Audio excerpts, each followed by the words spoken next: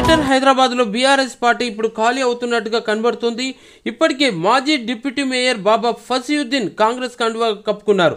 అయితే 24 మంది టోటల్ కార్పొరేటర్లు సైతం అదే బాటలో పయనిస్తున్నటువంటిది సమాచారం ఒకటి వినబడుతుంది. అయితే దీనికి సంబంధించి ఓ మాజీ మేయర్ సైతం హస్తం గూటికి చేరుకునేందుకు సిద్ధమైనట్టుగా తెలుస్తుంది. ప్రస్తుత డిప్యూటీ మేయర్ సైతం కూడాను కాంగ్రెస్ పార్టీలో చేరబోతున్నట్టుగా ఓ టాక్ వినబడుతుంది.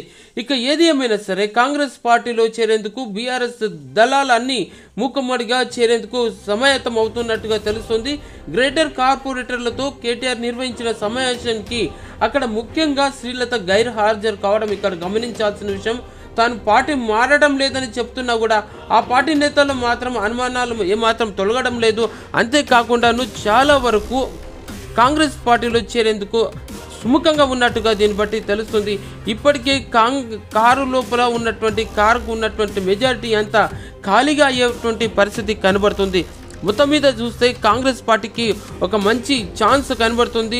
భారీ ఎత్తున గులాబీ దళాలు అన్ని వచ్చి కాంగ్రెస్ గూటిలోకి చేరేందుకు అవకాశం కనబడుతుంది. ఇప్పటికే చాలామంది కార్పొరేటర్లు సైతం కాంగ్రెస్ పార్టీ ముఖ్యమైనటువంటి నేతలతోటి టచ్లో ఉన్నట్టుగా సమాచారం తెలుస్తుంది.